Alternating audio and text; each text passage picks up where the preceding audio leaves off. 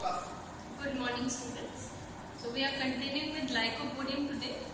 In the last class we studied the types of gametophytes in Lycopodium, and now today we are studying about the sex organs which are present on the gametophyte.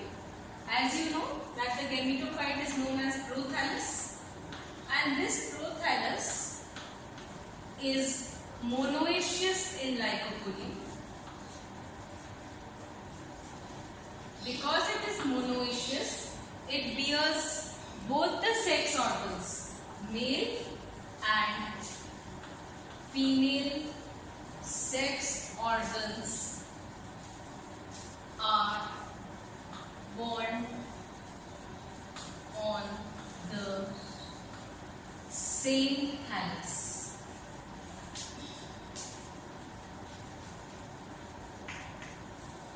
And these sex organs, that is the antheridium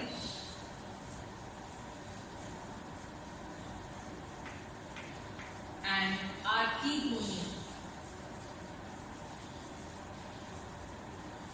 The female sex organ archegonium and male sex organ antheridium, they may be either of the embedded type or projecting type. Embedded type means that they are sunken inside the prothallus,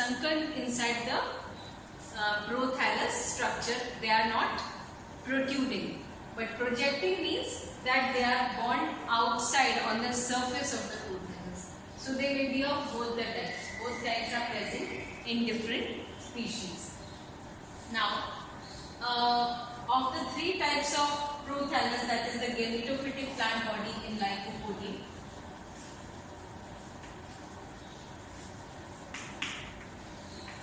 it is haploid.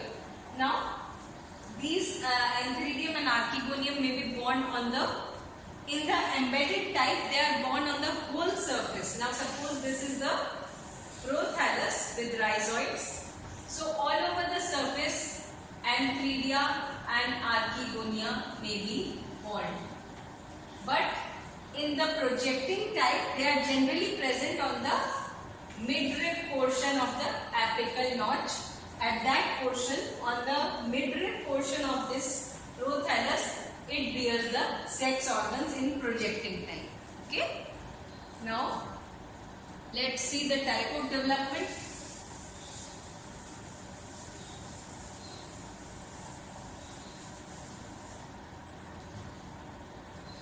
So the antheridium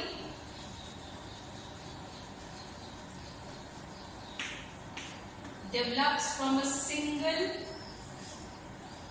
cell, which is known as the antheridial initial cell. Okay, so the antheridial initial is a single cell which further, after various divisions, forms the antheridium. Now, how this division is? First division is periclinal. What is the meaning of periclinal division? Suppose we have these cells.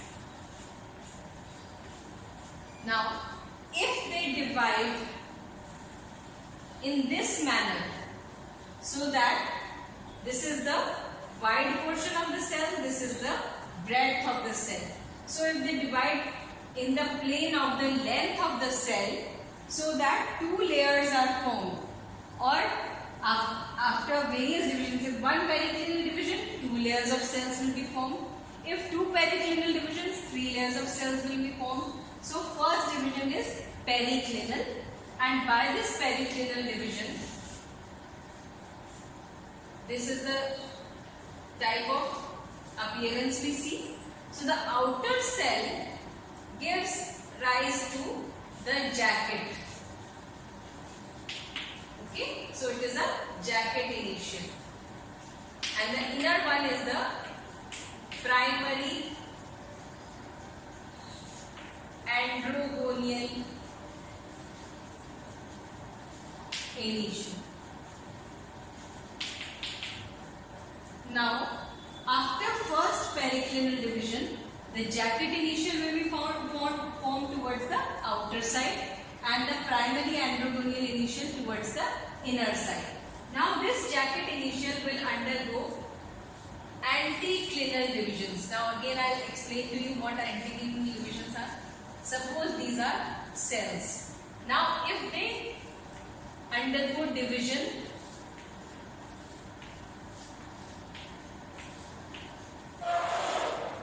in the plane of the breadth portion of the cell, in this plane. So what will happen? The layers will remain the same, the number of layers will remain the same, but the diameter will increase. The number of cells will increase in both the cases, but here the layers will increase, here the diameter will increase without increase in the number of layers. This is known as anticlinal. So now by anticlinal divisions, the single jacket layer will be formed. So this will form the jacket.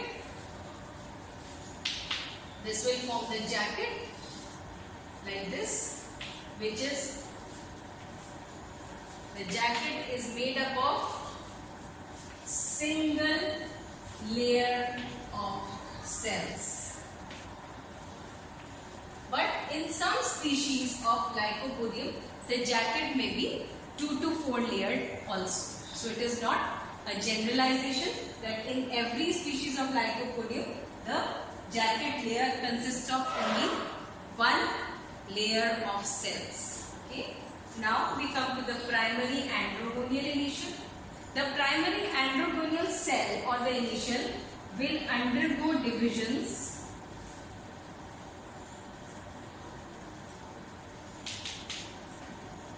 in all possible planes.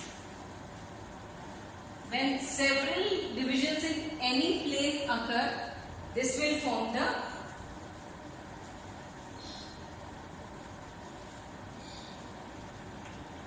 androcytes, and the androcytes will later metamorphose. Now this is an androcyte, for example. Now the androcyte, so primary androgonial initial will form the androcytes, and the androcytes will metamorphose from this type of cell into a pear-shaped biflagellate,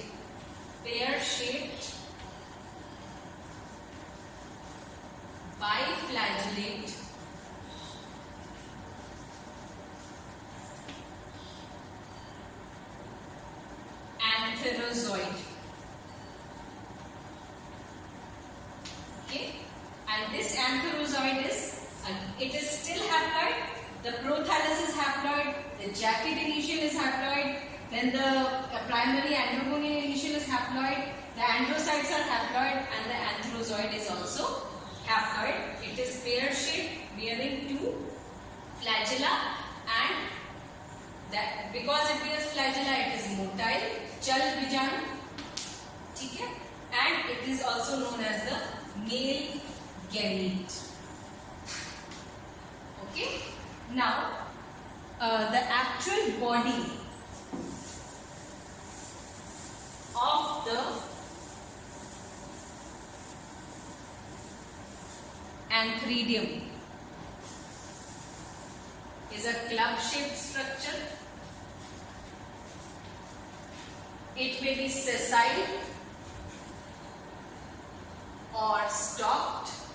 Both the cases may be there, stalked or sessile. This is sessile and this is stalked. This is the outer jacket layer, a single layer generally, but otherwise it can be even 2 to 4 layered jacket cell. And here we have the androcyte, and the androcytes metamorphose into antherozoids. So all these are the androcytes which later metamorphose into antherozoids, and when the time for fertilization appears, a single cell may dissolve, the jacket cell may dissolve to form an operculum.